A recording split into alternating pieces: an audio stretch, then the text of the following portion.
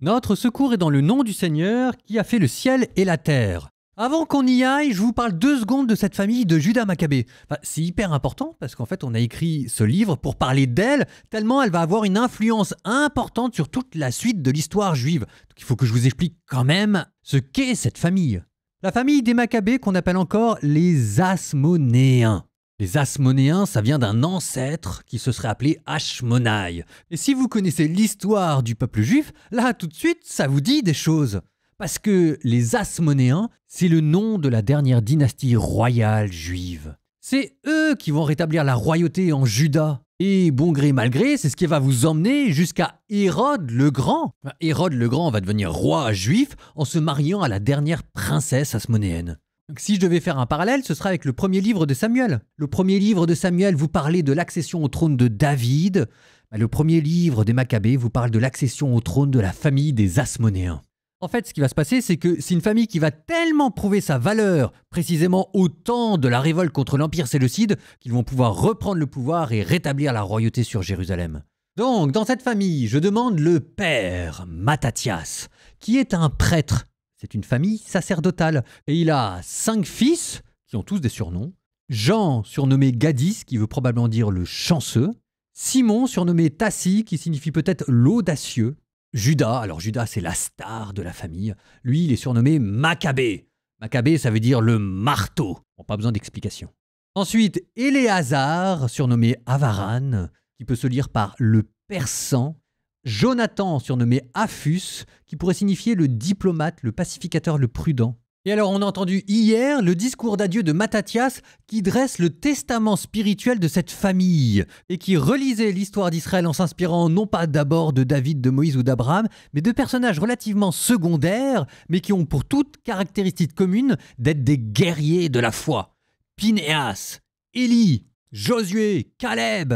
Et donc là on reprend un ancien idéal et on le remet au goût du jour, celui du héros militaire, celui du guerrier sacré.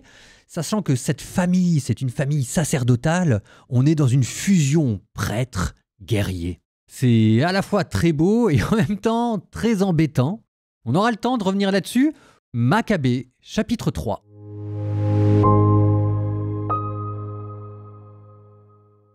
Après la mort de Mattathias, son fils Juda, appelé Maccabée, se leva à sa place. Tous ses frères et tous les partisans de son père lui vinrent en aide et menèrent avec allégresse le combat pour Israël. Juda étendit le renom glorieux de son peuple. Revêtu de son armure comme un héros et fort de ses armes de guerre, il livra des batailles, protégea le camp de son épée, tel un lion en pleine action, pareil au lionceau rugissant vers sa proie. Il traquait les hommes infidèles à la loi, il les pourchassait et livrait au feu ce qui troublait son peuple. Devant la crainte qu'il inspirait, les hommes infidèles à la loi furent abaissés, et tous les malfaisants pris de panique. Par sa main advint le salut. À bien des rois il rendit la vie amère, il réjouit Jacob par ses exploits, son souvenir est à jamais béni. Il parcourut les villes de Juda, il en extermina les impies, il détourna la colère qui pesait sur Israël, son nom retentit jusqu'aux extrémités de la terre, et il rassembla ceux qui allaient périr. Alors, Apollonios rassembla des païens et une troupe importante venue de Samarie pour combattre Israël. Juda en fut informé, il sortit à sa rencontre, le battit, et le tua. Il y eut de nombreuses victimes et les survivants s'enfuirent.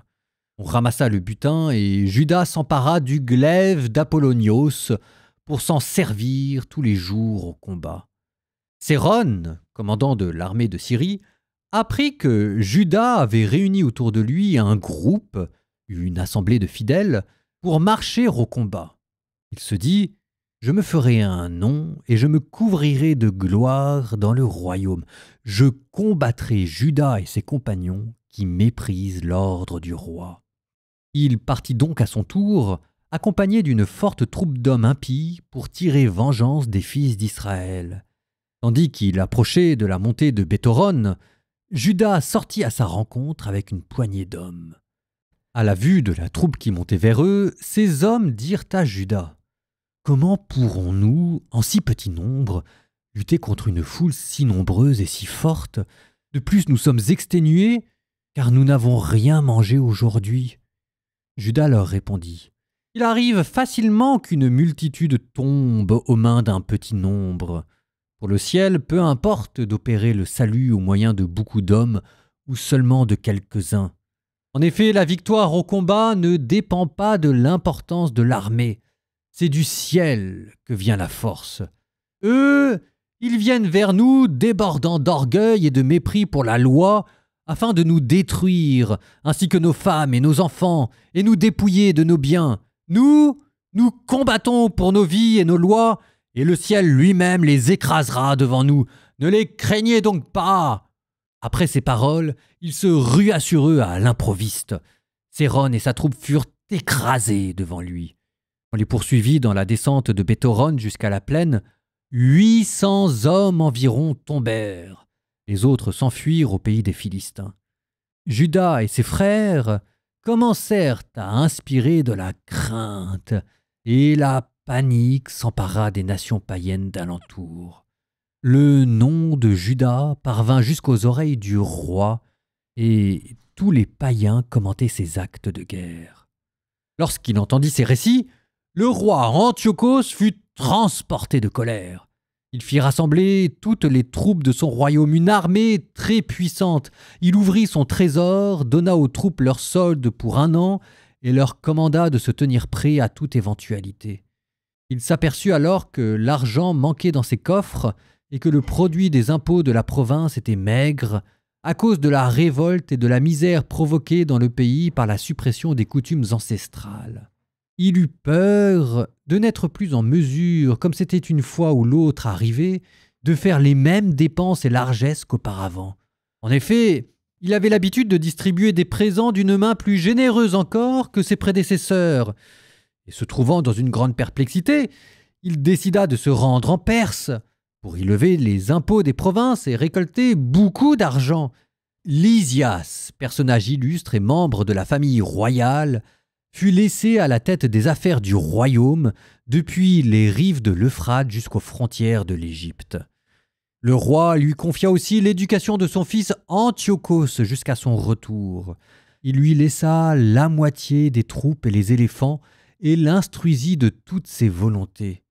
Pour ce qui est des habitants de la Judée et de Jérusalem, Lysias devait leur envoyer une armée qui les anéantirait et qui exterminerait la force d'Israël et le reste de ceux qui étaient à Jérusalem en effaçant de ce lieu jusqu'à leur souvenir. Il devait installer des étrangers sur tout le territoire et lotir leur pays. Le roi prit avec lui l'autre moitié des troupes et partit d'Antioche, la capitale du royaume, en l'an 147 de l'Empire grec. Il franchit l'Euphrate et traversa le haut pays. Lysias choisit Ptolémée, fils de Dorimène, Nicanor et Gorgias, puissants personnages parmi les amis du roi. Il envoya avec eux 40 000 fantassins et 7 000 guerriers pour aller dévaster le pays de Juda selon l'ordre du roi. Partis avec toute leur armée, ils arrivèrent près d'Emmaüs et ils établirent leur camp dans la plaine. Les marchands de la région entendirent parler d'eux. C'est munis d'une grande quantité d'argent et d'or, ainsi que d'entraves, qu'ils vinrent au camp avec l'intention d'emmener comme esclaves les fils d'Israël. Un contingent de Syrie et du pays des Philistins rejoignit cette armée. Juda et ses frères virent que la menace s'aggravait et que des armées campaient sur leur territoire. Ils apprirent aussi que le roi avait ordonné de faire périr leur peuple jusqu'au dernier. Ils se dirent entre eux : « Relevons notre peuple de sa ruine. Combattons pour notre peuple et pour le lieu saint. » Afin d'être prête au combat, la communauté se réunit pour prier, pour implorer miséricorde et pitié. Jérusalem est inhabitée comme un désert. De ses enfants, aucun n'entre, aucun ne sort. On a foulé aux pieds le sanctuaire, des étrangers occupent la citadelle, des païens s'y installent. En Jacob, les cris de joie se sont tus, le son des flûtes et des harpes s'est éteint. Ils se rendirent tous ensemble à Macha, en face de Jérusalem, car il y avait eu autrefois à Machfa un lieu de prière pour Israël. Ce jour-là, ils jeûnèrent. Ils s'enveloppèrent de toile à sac et, la tête couverte de cendres, ils déchirèrent leurs tuniques.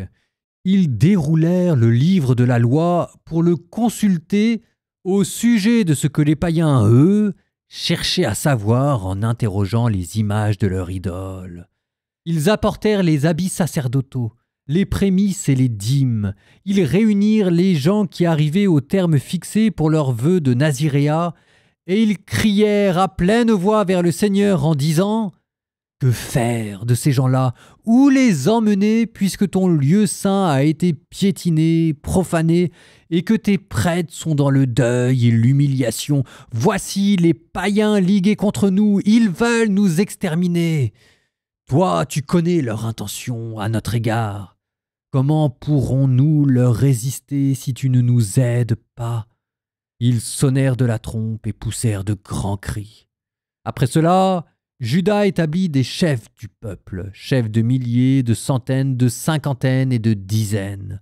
À ceux qui bâtissaient leur maison ou qui venaient de se fiancer ou de planter une vigne, à ceux qui avaient peur, il dit de s'en retourner chez eux conformément à la loi. L'armée se mit alors en marche et vint camper au sud d'Emmaüs. « Équipez-vous, leur dit Juda, et soyez courageux. Tenez-vous prêts à combattre demain matin ces païens qui se sont ligués pour nous détruire, nous et notre lieu saint, car il vaut mieux mourir au combat que de voir les malheurs de notre nation et de notre lieu saint. Ce que le ciel aura voulu, il l'accomplira. »